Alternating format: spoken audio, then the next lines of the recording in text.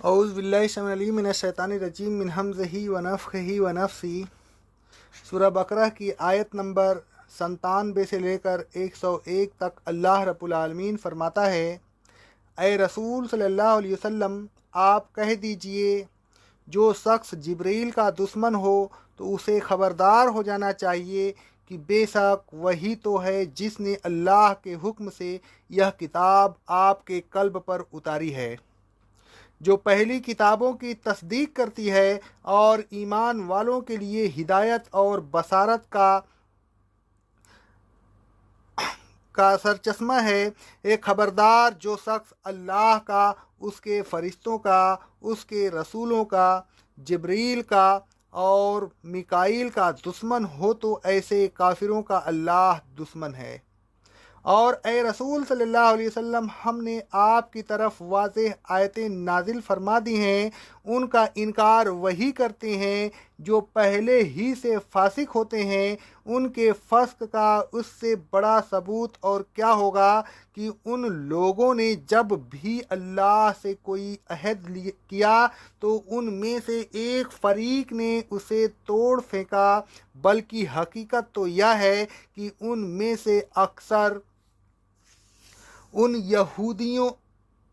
ان عہدوں و مواثیق پر ایمان ہی نہیں رکھتے، اور اب جب کہ ان کے پاس اللہ کی طرف سے رسول آ گیا جو اس کتاب کی تصدیق کرتا ہے جو ان کے پاس ہے، تو ان اہل کتاب میں سے ایک جماعت نے اللہ کی کتاب کو پس پشت ڈال دیا، اور وہ ایسے ہو گئے گویا انہیں معلوم ہی نہیں کہ پس پشت کوئی چیز پڑی ہوئی ہے۔ اس آیت کے متعلق شان نزول ہے، حضرت عبداللہ بن سلام رضی اللہ تعالیٰ عنہ جب رسول اللہ صلی اللہ علیہ وسلم سے ملاقات کرنے آئے اور چند سوالات کے بعد اسلام قبول کیا تو اسی موقع پر انہوں نے حضرت جبرائیل کے متعلق کہا۔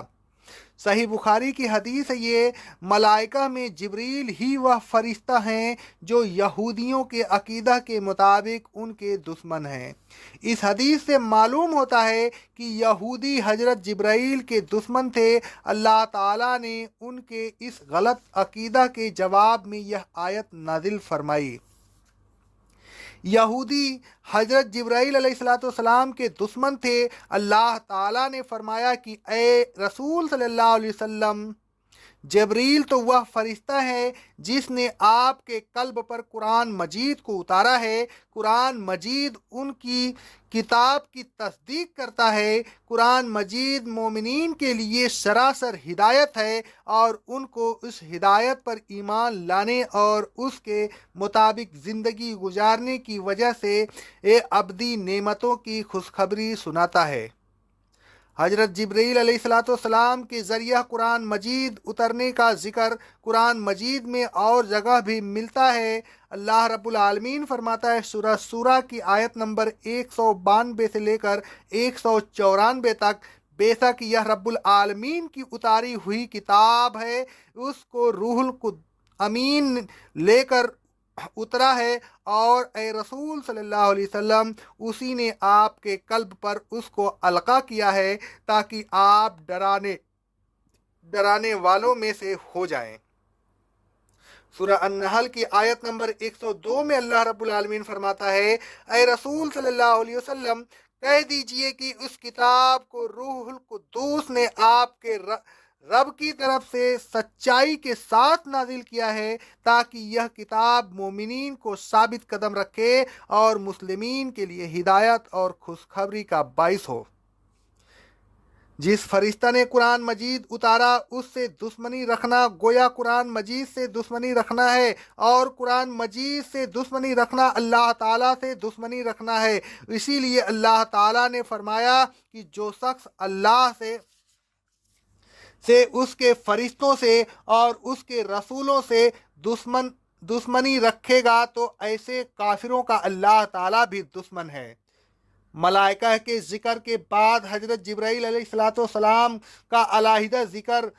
بنیادی اہمیت کا حامل ہے۔ حضرت جبرائیل علیہ السلام سے دشمنی گویا ہدایت سے دشمنی ہے۔ اللہ تعالیٰ کی آیات کی عقیدتاً عملاً مخالفت ہے، اسی لیے اللہ تعالیٰ نے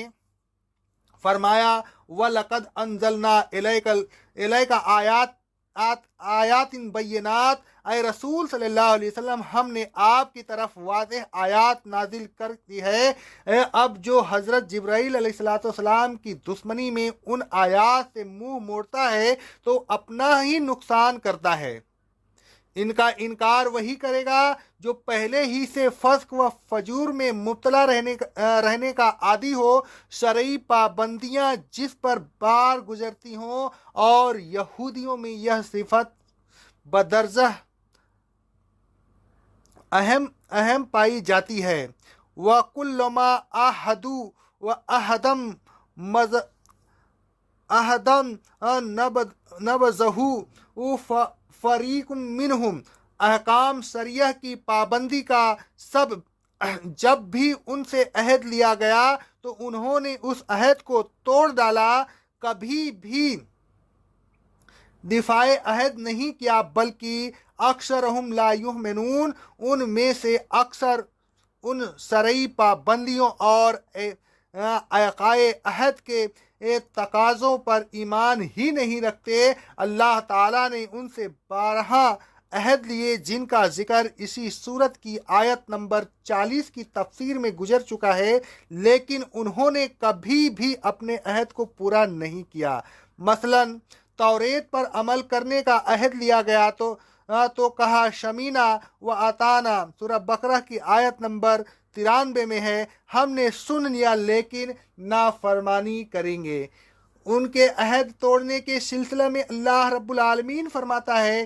سورہ بقرہ کی آیت نمبر 83 میں، اور وہ وقت یاد کرو جب ہم نے بنی اسرائیل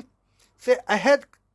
لیا کہ اللہ کے علاوہ کسی کی عبادت نہ کرنا، والدین، اقربا، یتامہ اور مساکین کے ساتھ حسن سلوک کرنا، لوگوں سے نرمی سے بات کرنا،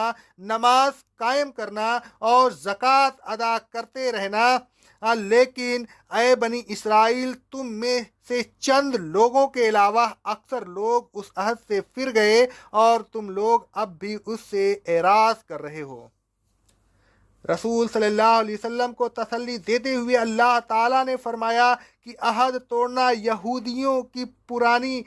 عادت ہے، لہذا اے رسول صلی اللہ علیہ وسلم آپ ان کی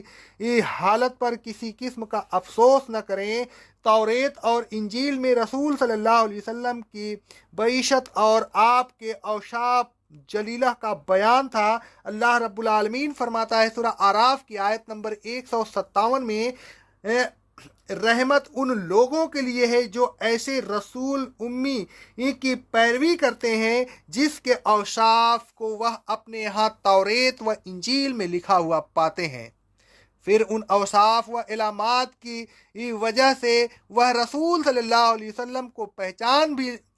گئے تھے۔ اللہ رب العالمین فرماتا ہے سورہ انعام کی آیت نمبر 20 میں، جن لوگوں کو ہم نے کتاب دی ہے وہ اس رسول کو اس طرح پہچانتے ہیں جس طرح وہ اپنے بیٹوں کو پہچانتے ہیں، لیکن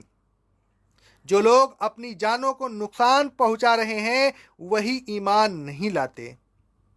یہودیوں سے پوری توریت پر ایمان لانے اور عمل کرنے کا عہد لیا گیا تھا۔ اللہ رب العالمین فرماتا ہے سورہ بقرہ کی آیت نمبر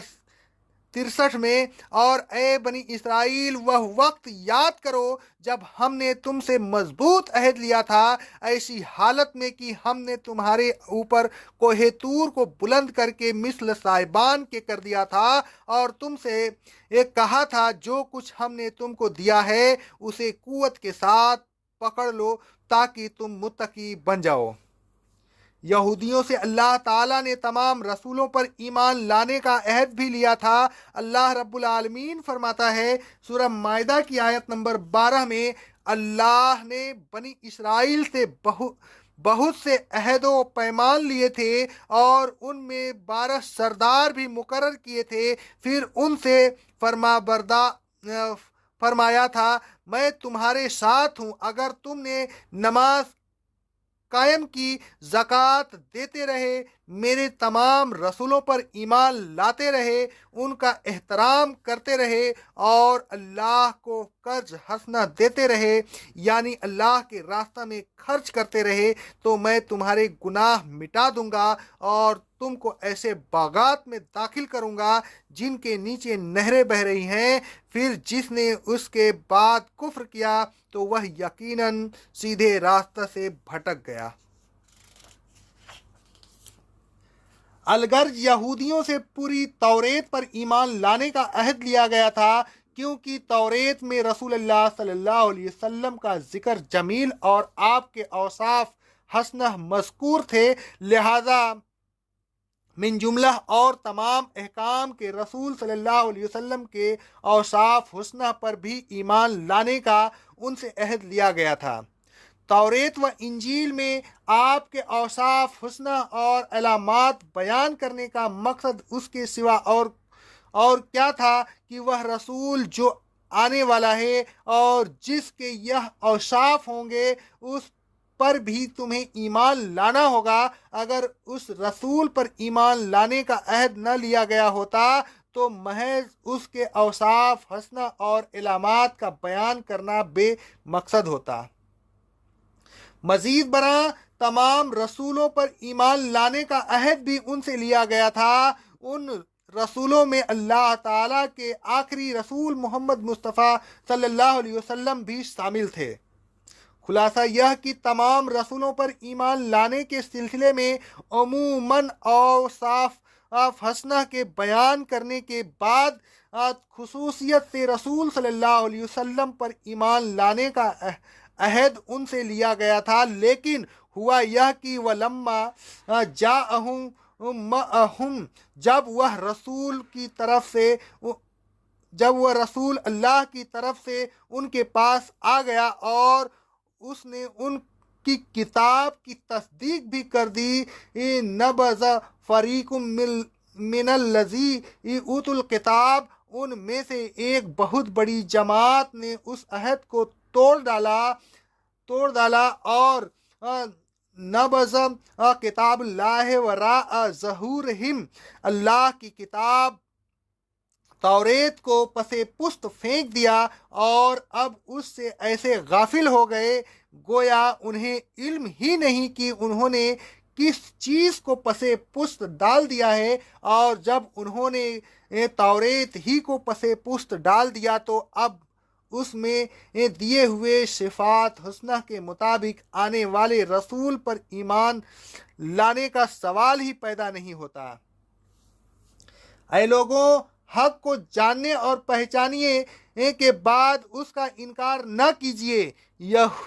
یہودانہ صفت ہے، آپ اس سے بچیے۔ دنیا والوں کو آپ دھوکہ دے سکتے ہیں لیکن اللہ تعالیٰ کو آپ دھوکہ نہیں دے سکتے۔ اسے معلوم ہو جائے گا کہ آپ نے جان بوجھ کر حق کو تسلیم نہیں کیا، ایسی صورت میں آپ خود سمجھ لیجئے کہ کیا انجام ہوگا۔ وہ انجام بہت برا ہے، اس کی برائی بے حد بے انتہا اور باقی رہنے والی ہے۔ وہ عذاب الہی ہے، اس کے برداشت کرنے کی کسی میں طاقت ہے۔ اس عذاب میں مبتلا ہونے سے یہ کتنا بہتر ہے کہ یہاں حق کو تسلیم کر لیا جائے، اگرچہ بظاہر ایسا معلوم ہوگا کہ آپ کی عزت خاک میں مل گئی، آپ کی بات غلط نکلی، لوگوں کے سامنے غلطی تسلیم کرتے ہوئے آپ کو شرم آئے گی، لیکن یہ سب باتیں خیالی ہوں گی۔ حقیقت میں ایسا نہیں ہوتا، بلکہ اپنی غلطی تسلیم کرنے اور حق کا ساتھ دینے سے عزت بڑھتی ہے، گھٹتی نہیں۔ لوگوں کے اعتماد میں اضافہ ہوتا ہے۔ یہودیوں نے توریت کو پس پشت ڈال دیا تھا، گویا اس کے احکام سے سراسر غفلت برتتے تھے۔ آپ ایسا نہ کیجیے کہ قرآن مجید اور احادیث صحیحہ کو پس پشت ڈال دیں اور اس کے احکام سے غافل ہو جائیں۔ رسم و رواج، فرقہ وارانہ مذہب، ذاتی رائے غرض یہ کہ ہر چیز کو بالائے طاق رکھ کر قرآن مجید اور احادیث صحیحہ پر عمل کیجیے۔ اقول قولی ھذا، استغفر اللہ، استغفر اللہ، استغفر اللہ۔